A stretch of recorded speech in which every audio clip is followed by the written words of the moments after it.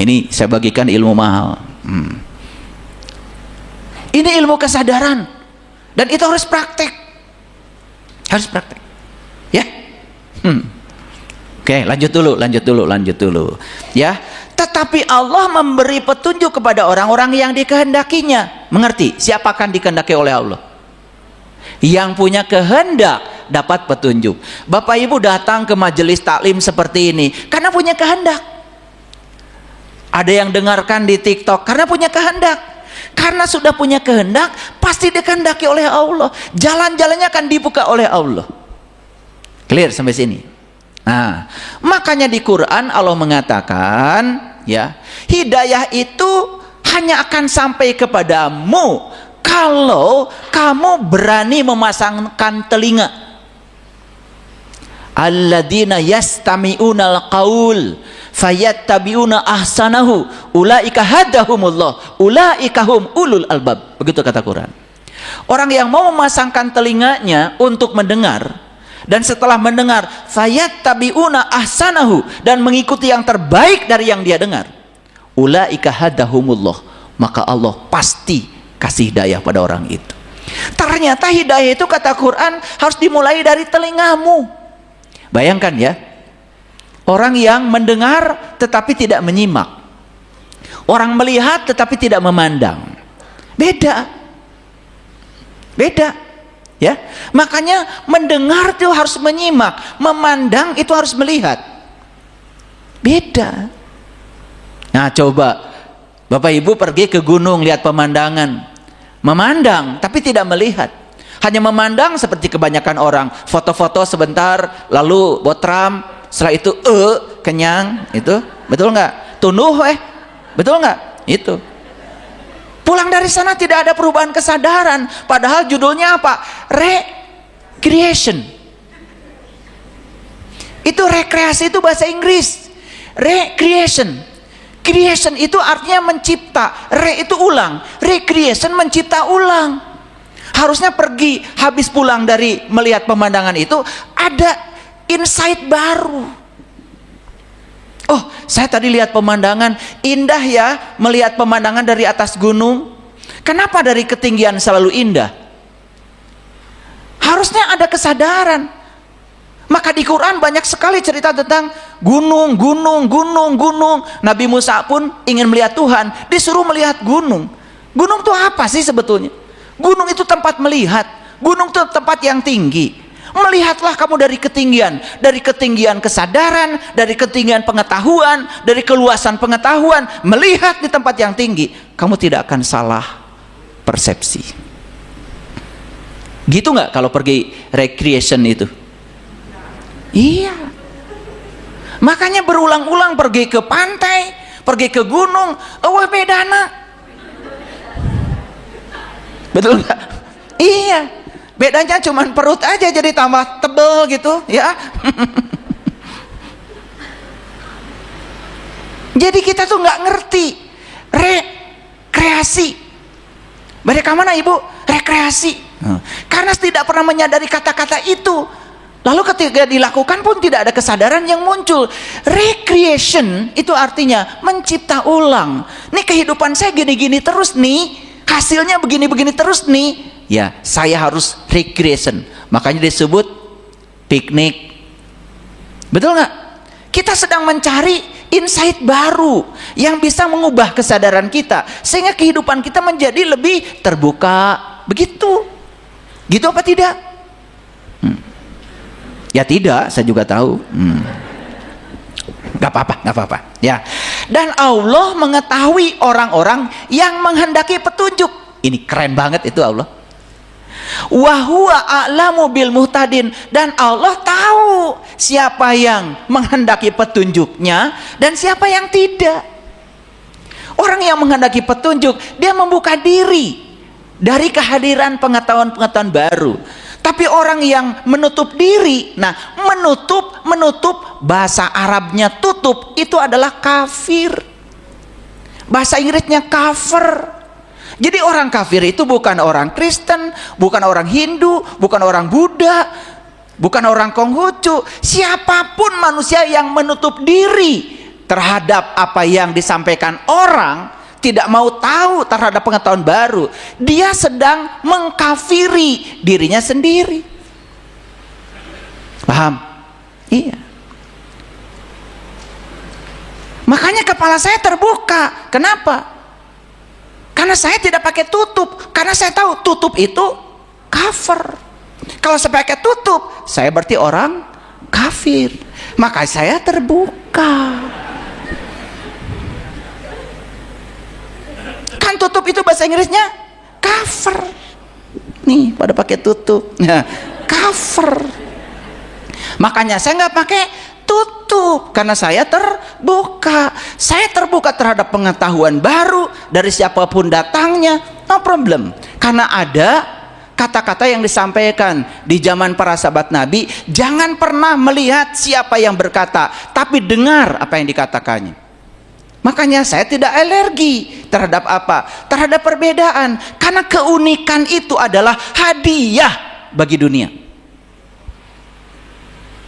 Oke, sampai sini mengerti? Jadi oleh karena itu ya, kalau masih ada orang mempermasalahkan ya, ini orang bicara agama, nasabnya dari mana? Berlawanan dengan ayat ini. Hidayah itu tidak ada urusan dengan nasab. Bahkan Quran mengatakan, sesungguhnya kamu tidak akan dapat memberi petunjuk sekalipun pada orang yang dicintainya. Anak-anak saya tidak bisa berceramah seperti saya. Saya tidak akan paksa mereka menjadi pewaris ilmunya saya, sekalipun saya mencintainya. Jadi kalau mau permasalahkan, ini Saiful Karim ini orang mana nih, gitu kan?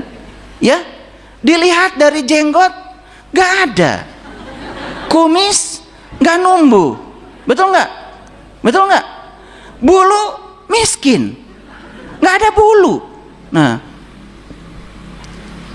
kan kita sudah terframing seolah-olah kalau orang itu berhak untuk berbicara hidayah, bicara petunjuk, kalau dari sisi casingnya banyak bulu, sedangkan saya tidak punya bulu. Sedangkan Quran sendiri mengatakan tidak ada hidayah itu urusan bulu. Quran mengatakan sesungguhnya kamu tidak akan dapat memberi petunjuk sekalipun pada orang yang kamu cintai. Jadi kita ini oleh ayat yang diajarkan, siapapun kamu, anak siapapun kamu, bangsa manapun kamu, suku apapun kamu, kalau kamu berkehendak mendapatkan petunjuk, aku akan menghendaki kamu. Hebatnya Quran. Jadi Quran itu tidak bicara ras, tidak rasis, memberi kebebasan pada semua orang. Siapapun yang mau kaya, kata Allah, aku maha kaya, aku akan buka jalan buat siapapun. Siapa yang mau berilmu, aku buka jalan untuk mereka yang mau belajar. Hebat Allah itu. Allah tidak pernah membatasi. Yang membatasi kita selama ini adalah pikiran kita, karena kita tidak melayakkan diri kita sendiri. Kan santri itu tidak perlu pakai peci. Kesantrian itu bagi saya adalah akhlak. Tunjukkan akhlak kesantrian itu dimanapun. Santri bisa menguasai ilmu pengetahuan, menguasai matematika, menguasai IT. Kan selama ini disempitkan seolah-olah santri itu mereka yang hanya menguasai ilmu bahasa Arab. Sama seperti kata ulama, ulama itu bahasa Arab, artinya orang yang ilmunya banyak. Ilmuwan itu bahasa Arabnya ulama. Tapi kata ulama itu disempitkan seolah-olah ulama itu yang dadanya kayak gini, punya pondok pesantren itu ulama. Padahal di Quran surat Al-Imran ayat 49, ciri ulama itu ada 3. Satu, bisa membebaskan manusia dari ketertutupan mata kalbunya. Yang kedua, bisa membebaskan manusia dari penyakit kulit, ngerti sesuatu cuma kulitnya saja. Dan yang ketiga, bisa membangkitkan orang-orang yang tidak sadar menjadi sadar. Itu Quran, surat Al-Imran ayat 49. Silahkan dibuka. Oke, lanjut dulu. Ini sebetulnya kaitannya belum nyambung nih ya. Kok ayat ini saya bahas? Nah, perhatikan Bapak Ibu. Jadi sebetulnya semua manusia unik. Semua manusia layak bahagia? Layak bahagia. Semua manusia berhak dapat hidayah? Dapat. Semua manusia berhak untuk bisa mengalami pengalaman spiritual setinggi apapun tanpa batas? Siapa manusianya? Yang punya kehendak. Siapapun, turunan siapapun, gak masalah. Jadi mulai sekarang, sudah, jangan nanya-nanya, ya ini keturunan siapa? Jangan nanya-nanya, ini dari nasab siapa? Gak penting. Karena itu berlawanan dengan Al-Quran surat Al-Qasas ayat 56 ini. Jadi Allah membuka kebebasan buat siapapun yang ingin bersama dengan Allah. Siapapun yang ingin menuju Allah, silahkan. Maka orang yang berjalan menuju Allah di Quran disebut Bani Israel. Bani itu orang, Isra itu berjalan, El itu Tuhan. Siapapun bisa menjadi Bani Israel. Makanya yang diunggulkan oleh Allah dari segala umat adalah Bani Israel. Siapa Bani Israel? Bukan suatu bangsa di tempat sana. Bani Israel itu siapa saja yang mau berjalan menuju Tuhan pasti unggul. Masuk akal? Masuk akal. Maka di Quran dikatakan, ya Bani Israel, uzkuru nikmati Allah alaikum wa anni faddaltukum alal alamin. Siapapun yang berjalan menuju Allah pasti dapat nikmat. Siapapun yang dapat nikmat pasti unggul dibandingkan yang tidak berjalan menuju Allah. Clear sampai sini? Ini pengajian universal, pemikiran universal. Kenapa? Karena Islam itu rahmatan lil alamin. Makanya yang mendengar kajian saya, mulai dari orang yang biasa, yang intelektualnya tinggi, beragam. Ada dari sahabat dari TNI, sahabat dari Polri, dari kejaksaan, kehakiman, ada pengusaha, macam-macam. Karena tidak ada segmen. Hidayah itu urusan semua orang yang menghendakinya. Setuju sampai sini? Oke. Jadi kita unik. Kita berhak mencapai apapun. Ya, semua batasan-batasan kita buka sekarang. Oke, kalau gitu bisa lanjut. Bapak Ibu, Quran surat Al-Imran ayat yang ke-6. Huwallazi yusawwirukum fil arham kaifa yasha. Begitu bahasa Arabnya. Sengaja saya bacakan, takut nggak percaya. Nah, bahasa Indonesianya, dialah yang telah membentuk kamu dalam rahim sebagaimana yang direncanakannya. Yuk, sekarang kita sadari. Bapak Ibu terlahir ke dunia ini atas rencana siapa? Rencana siapa? Kok gak berani menjawab? Ayatnya segitu jelas, takut salah. Dialah yang telah membentuk kamu dalam rahim sebagaimana yang direncanakannya. Yang membentuk tubuh kita seperti ini, wajah kita seperti ini, siapa? Allah. Jadi Allah punya rencana nggak dengan kehidupan kita? Pertanyaan berikutnya, hidupmu hari ini sudah sesuai nggak dengan rencana Dia? Nah, itu yang membuat kenapa hidup menderita, galau, gelisah, kelihatan seperti bodoh. Padahal kita ini semuanya jenius kalau menemukan tempat yang tepat. Ibu bapak, anak kita ada yang senang matematika, setuju? Ada yang senang menggambar, ada yang senang olahraga, ada yang senang teriak-teriak, betul nggak? Ada yang tidak senang duduk, muter. Kenali, jangan anak lagi muter dipukulin disuruh duduk. Tipe otaknya dia apa? Ya Allah, guru di sekolah, anak tidak bisa diam, langsung dilempar penghapus. Itu guru nggak ngerti, gara-gara pakai seragam. Nah, berat tuh jadi guru, karena dia harus kenal masing-masing individu keunikannya apa.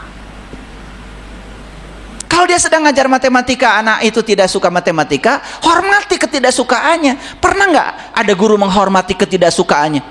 Enggak. Dipaksa supaya suka. Kalau tidak disebut nakal, dipanggil orang tuanya. Ini pendidikan macam apa?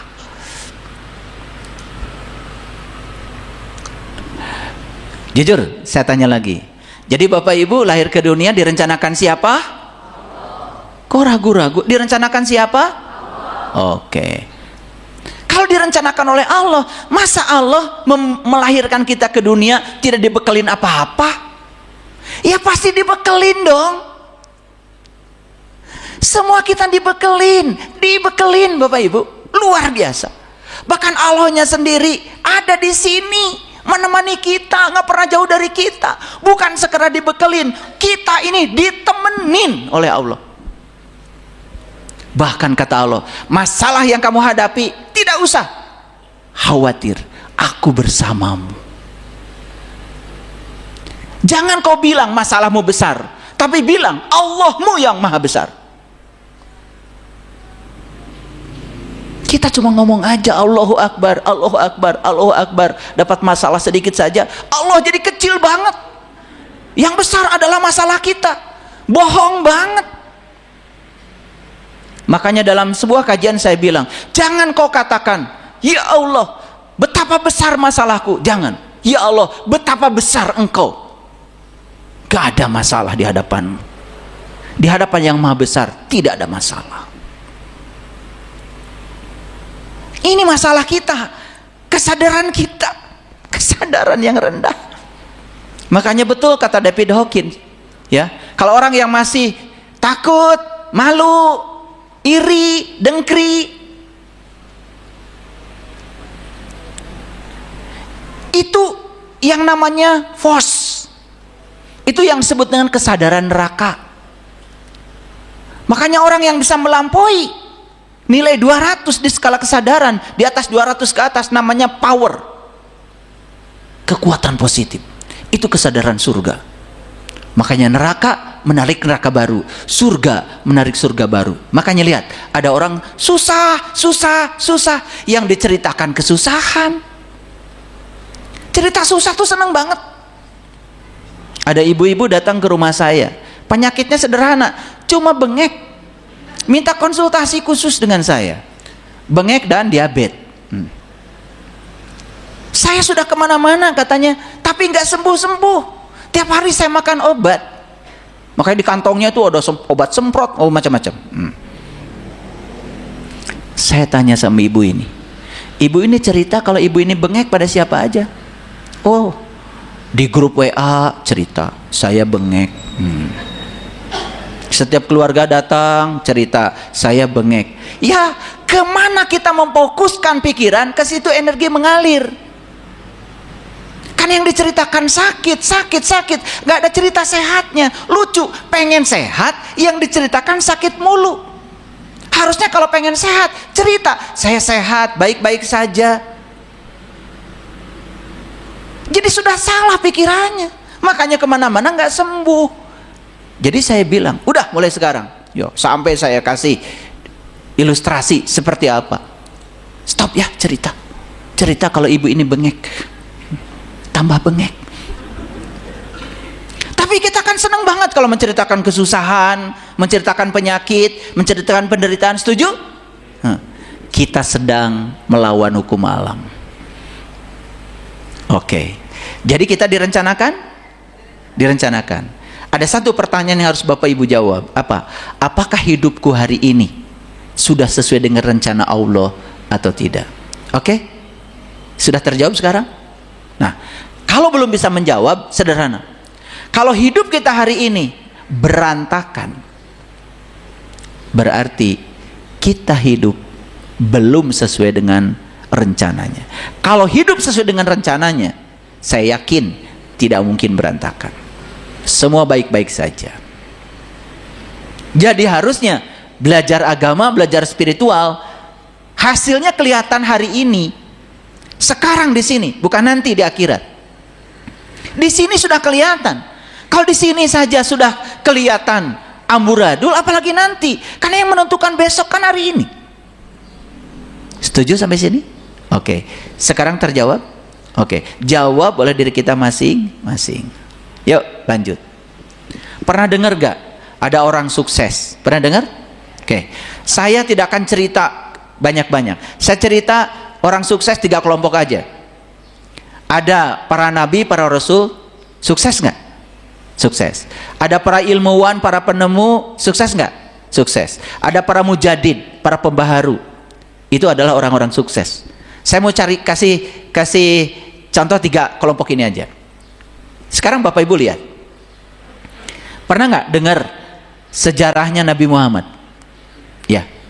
Beliau itu diturunkan oleh Allah di tempat yang gelap gulita, yang disebut dengan jahiliyah. Oke? Di situ ada tradisi-tradisi yang jahiliyah. Ada cara berpikir yang jahiliyah. Ada kebiasaan-kebiasaan yang jahiliyah. Bayangkan, seorang Muhammad turun di situ membawa ajaran pencerahan. Bayangkan oleh kita betapa dia harus melawan arus adat, istiadat, situasi di tempat yang jahiliyah itu. Kebayang? Kebayang nggak? Oke. Kalau Muhammad tidak menjadi unik, tidak menjadi dirinya sendiri, dan dia ikut malah justru pada arus jahiliyah itu, tidak ada Islam yang kita kenal hari ini. Kenapa para nabi dan para rasul sukses? Jawabannya, karena mereka berhasil menjadi dirinya sendiri. Berarti sesuai dengan rencana semesta? Sesuai. Sesuai dengan Quran surat Al-Imran ayat 6 tadi? Sesuai. Clear? Oke. Bapak Ibu, ada gak listrik kalau tidak ada penemu listrik? Ada gak mic yang nirkabel kalau tidak ada penemunya? Ada nggak HP ini kalau tidak ada penemu semikonduktor? Ada nggak laptop ini IC integrated circuit kalau tidak ada orang yang tekun di situ? Dan saya pastikan Bapak Ibu, mereka yang berhasil mengubah dunia adalah mereka yang berhasil menjadi dirinya sendiri. Mereka menemukan keunikan dirinya. Setuju nggak sampai sini? Mereka-mereka yang jadi orang lain, mereka-mereka yang mengizinkan menjadi orang lain, mereka yang mengizinkan diatur-atur oleh dogma, doktrin, ya, lupa pada dirinya sendiri, lupa jati dirinya. Saya kira tidak ada penemuan di semesta ini, tidak ada peradaban di semesta ini.